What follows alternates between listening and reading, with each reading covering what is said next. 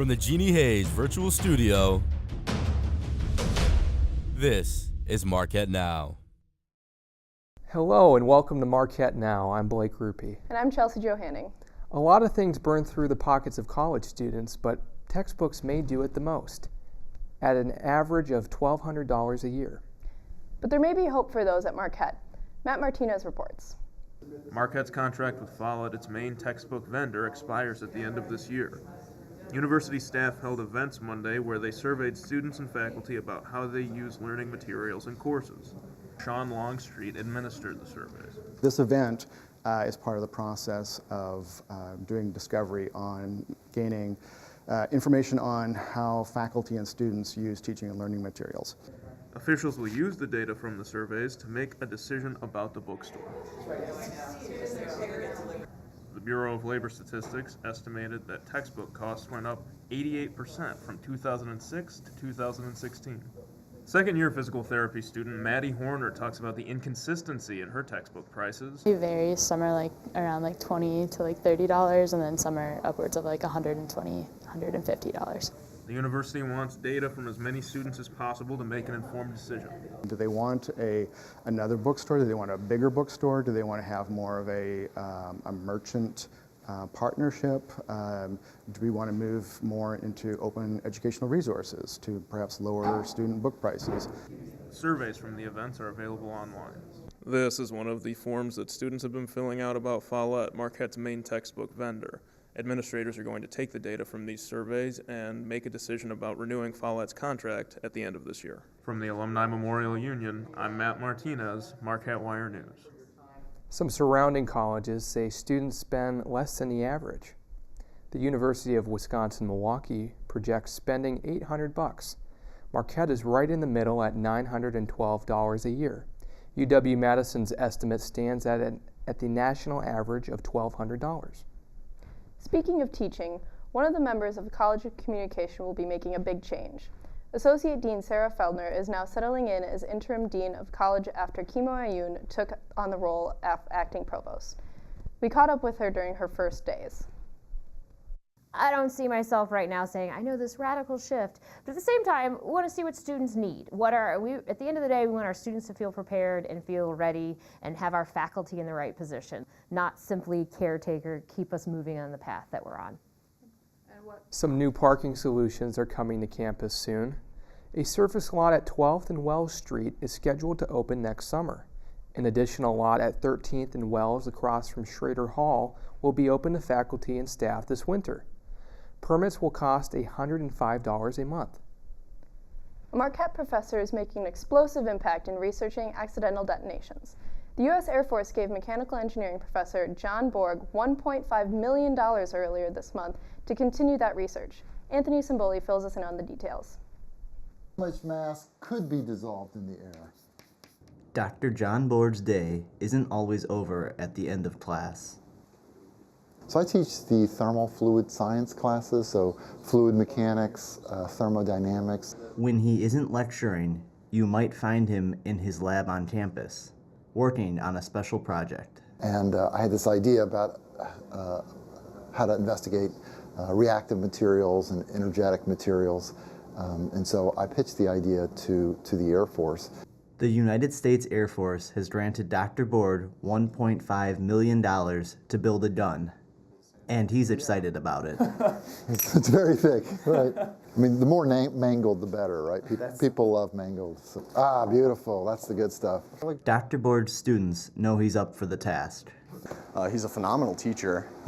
He's taught me, I came into this lab knowing absolutely nothing, and now I am able to operate a gun. Dr. Borg's tests have the same impact as an improvised explosive device on a battlefield.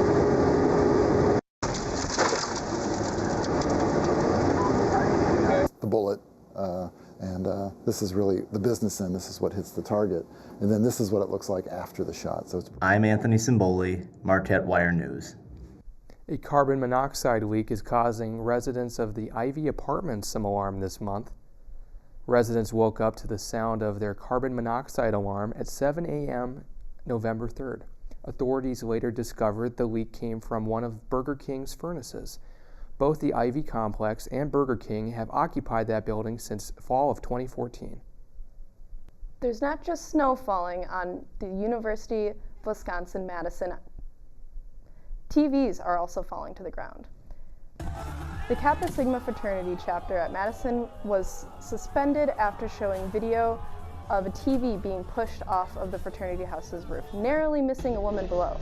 The video went viral on Instagram, and the woman did not appear to be injured. Marquette campus is tobacco-free since last year, but is it Juul-free? The trendy vaping device has caught the eye of many college students. However, the policy surrounding what is and isn't allowed still isn't quite clear. McCain Vogel has a special report. Marquette University has been a tobacco-free campus since August 1st, 2017. Students seem to have mixed feelings about this policy. I think they should be more hard on cigarettes more than vapes. Because cigarettes, no one likes cigarettes. I used to chew tobacco and sometimes smoke some cigarettes, but actual tobacco is much worse than just nicotine, so I vape. But there's no shortage of availability for tobacco products on campus. 22nd and Wells. There's a vape shop there. This is Mohamed Musaitif. He is the owner of Wells Cafe and Vape. I'm a UWM student, so I seen all the shops around that campus, and I noticed that Marquette didn't have one, so I thought it was a good idea to start one. Although Marquette is one of more than 2,000 tobacco-free campuses in the United States, that doesn't stop students from shopping at Musaitif's store. Maybe 80% of my customers are Marquette students. The store opened just 6 months ago and is located at the corner of 21st and Wells. And while most electronic cigarettes or vapes still contain nicotine, some users say they feel healthier. You start off at 6 nicotine, you go down to 3, eventually you could go down to 0. So at the end, when you have 0 nicotine, it's not really hurting you at all. But Marquette begs to differ, stating that the FDA still has health concerns with e-cigs. On Marquette's tobacco-free campus, I'm McCain Vogel, Marquette Wire News. Have you guys seen this weather lately? Yeah, it's so cold. I'm surprised Frosty and Rudolph aren't even bed racing right now on Wisconsin Avenue. So. I know, right? Let's talk to Jen a little bit more about the weather. Well, you're certainly right about the Frosty and Rudolph thing because it is definitely cold outside, but we might not have snow till later in the week. So we'll start with tonight's weather. Currently it's 30 degrees outside with a 0% chance of precipitation with some slight winds. So it's cold, but it feels like 30 degrees out. Looking at tonight, the overnight lows across the state won't break 30. In Milwaukee, it'll be about 27 degrees. The rest of the state will be a little bit lower except for Superior, which will be the highest temperature at 29 degrees. Looking at tomorrow, it is going to get a little bit warmer. We're going to make it to 40 degrees tomorrow, so above freezing, with a little bit higher chance of snow. But as you see here on the map, in Milwaukee, it will be about 40 degrees. And looking at back to tonight in Milwaukee, temperatures are going to drop just a little bit more back to the high 20s. So 27 degrees is going to be our temperature tonight with a 10% chance of snow. So you might see some flakes if you're outside. Tomorrow we're going to get back up to 40 degrees. So it'll be a little bit warmer, but keep those parkas on because the temperature is not going to get much higher. Again, a 10% chance of snow, and looking at the 5-day forecast, on Saturday we might actually see some snow, which is going to be very Christmassy because the German Christmas market is starting this weekend at the Pfizer Forum. On Sunday, we'll also have some sun, so it might be a nice day to get downtown. So anyway, we'll throw it to a break. That was your weather for tonight.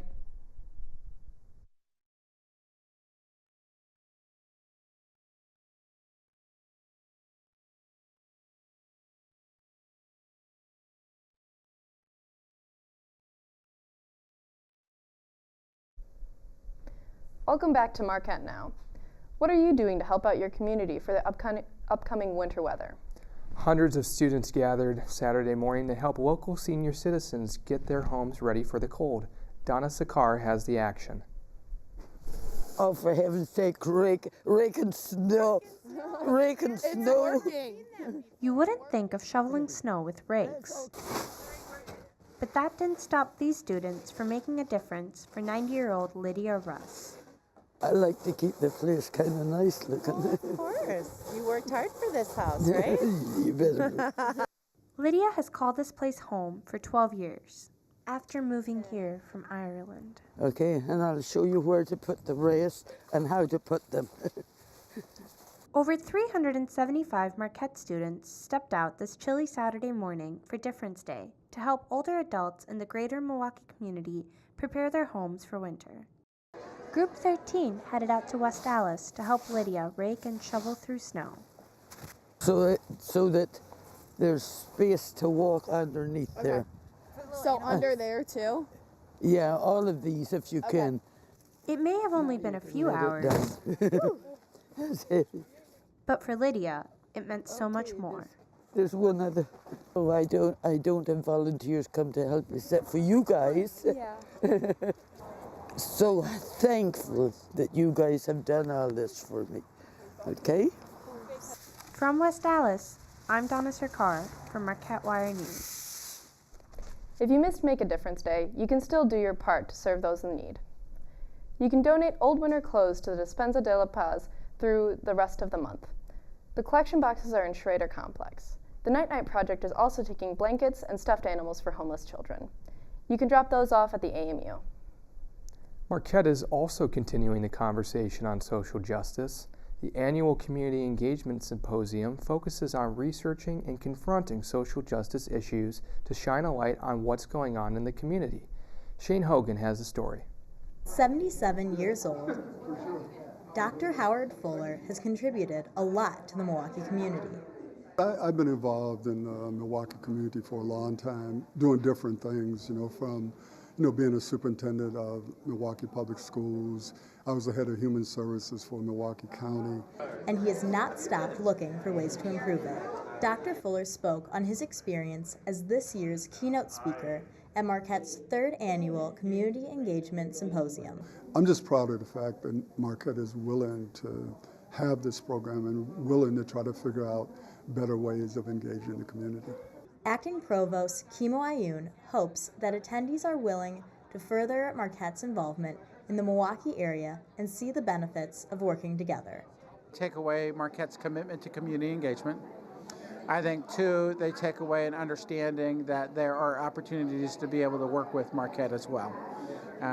And I think the third thing is just to be able to see what we're doing here and how we're ready and willing and open to partnering. Dr. Katina Fuller-Scott left this address with new insight. The biggest thing today from his talk was that if you can move the needle to create change, it's worth it. Marquette has shown its dedication to being an active member within the Milwaukee community through events like the Community Engagement Symposium. From the AMU Ballrooms, I'm Grace Terry, Marquette Wire News. Transgender Remembrance Day is next Tuesday. On November 20th, each year, individuals memorialize people who have been killed for their gender identity. An August 28 study from the University of California, Los Angeles, found that nearly half of transgender students are more likely to suffer from depression compared to 10% of the general population. Diane Foley is continuing to speak out about her son James. Foley's legacy. Diane spoke as Marquette's Distinguished Peacemaker last week. James was a Marquette alum and was killed by ISIS in 2014 as a war journalist in Syria. Despite the struggle, she said she's thankful for her experiences. I love being with students, and I can see why Jim did, because you guys are the future. And it just makes me hopeful when I speak to students who care. Like some of this Center for Peacemaking makes me hopeful. Because, I mean, that takes a lot of moral courage to try to stand up a little center and say, well, we're going to explore this. On a lighter note, Marquette's Indian Students Association celebrating the annual Hindu festival Diwali. The holiday celebrates the triumphs of light over darkness. Hindu students had their own take on Diwali Friday night, jam-packed with dancing, henna, and traditional food. Rachel Bandy has the action. Sai was always creative. Since a young age, she has been classically trained in dance. In previous years, she has been a part of Marquette's competitive Mazza Bollywood dance team. But this year, at the first ever Diwali night that Marquette students could attend, she let her talents elsewhere. I've been doing it since I was a kid, so I don't know, I just think I grew to love it so much. It's just, I personally think it really calms me down. Diwali night was hosted by ISA and Late Night Marquette and free for students to attend. According to Late Night Marquette, more than 350 students attended. Students got a chance to get a taste of their fellow students' culture. Diwali is the spiritual symbolism of victory of light over darkness, good over evil, and knowledge over ignorance. Don't know what ISA is? Let the president tell you himself. On campus, we have a bunch of events that pertain to promoting culture and getting people involved, and also the social aspect. We have about 190 active members. We have like 300 on the email list. It's going well. Reporting from the AMU ballrooms, I'm Rachel Bandy, Marquette Wire News. Don't go away. Lucy Sullivan has a sports update next. And we have a new episode of Down to the Wire with Clara Jansen after the break.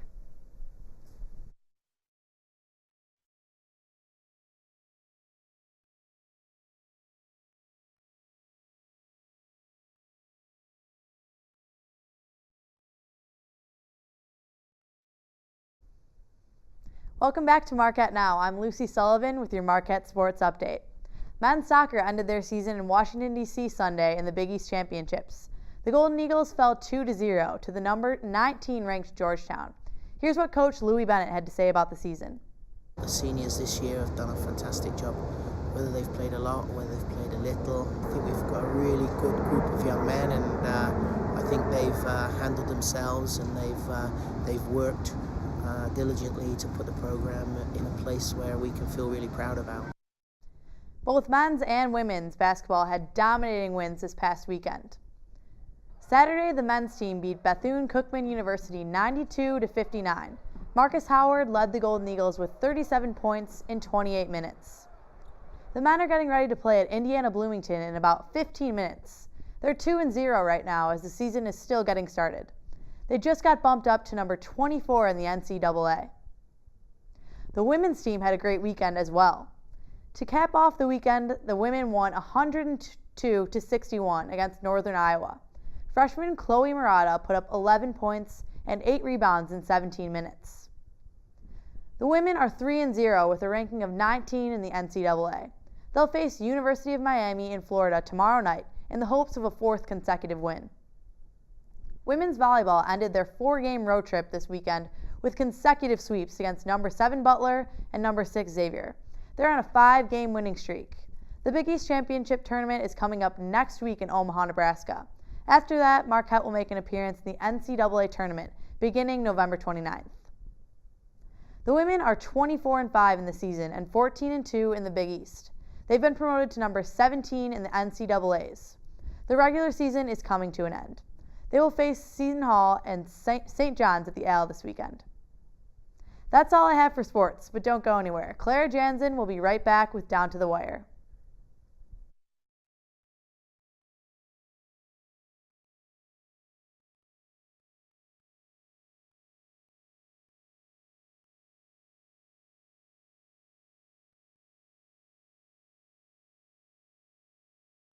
Birth control is often a topic of controversy at Catholic universities like Marquette.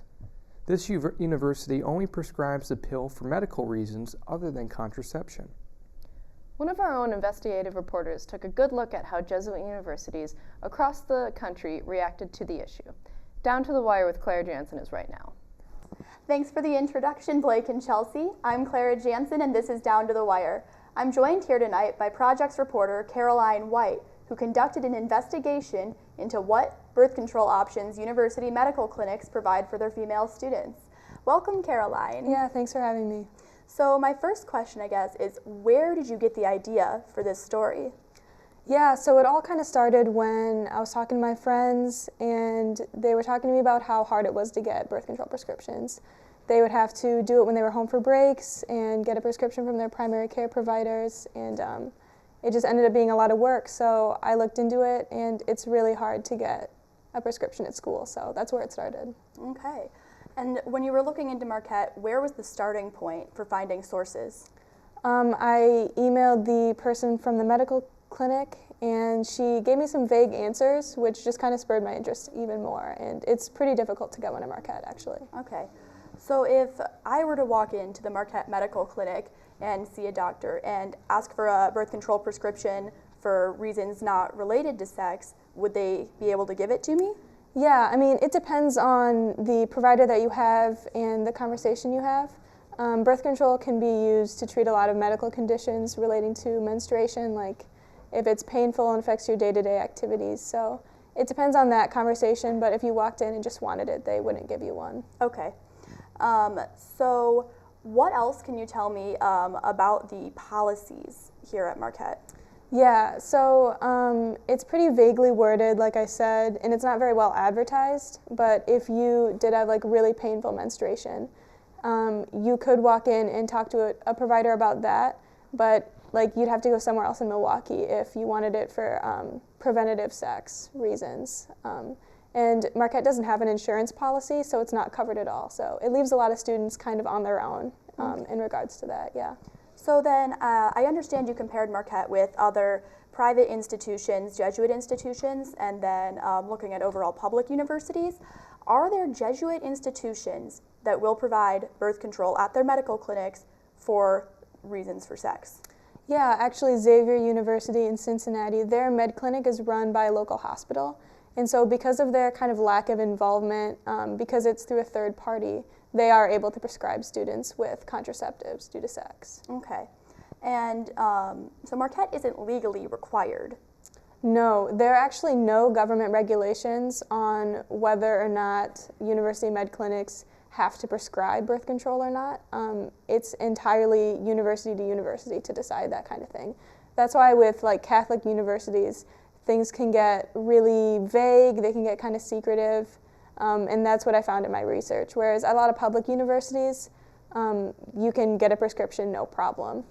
And is it most public universities, you would say? Yeah, the ones that I looked into were UW-Madison, UW-Milwaukee, and University of Illinois. And at all of them, I actually called the med clinics, and they acted surprised that I was even asking. They were like, of course, we'll prescribe them. So it's my understanding that at least at most larger state schools, it's fairly easy to get a prescription. But like I said, there's no regulation, so. Okay. Yeah. So that's really interesting. When you were talking to sources, people were overall receptive and willing to talk about it? For the most part, yeah. I called about 23 med clinics kind of around the country. I'd say mostly segregated to the Midwest. And all of them were really helpful. They were really willing to help. A lot of them didn't even ask why I was calling in the first place. I told them the purpose, and they were like, great, we would love to talk to you about it. So yeah, Okay. it went really well. Yeah. All right. Well, thank you so much for being here tonight, Caroline. Yeah, thanks for having me. And everyone should go pick up a copy of the Marquette Tribune and read her story. Thank you so much, and back to Blake and Chelsea. Thanks for tuning in to Marquette Now. For more news, visit marquettewire.org. I'm Blake Ruppy. And I'm Chelsea Johanning. Good night, Marquette.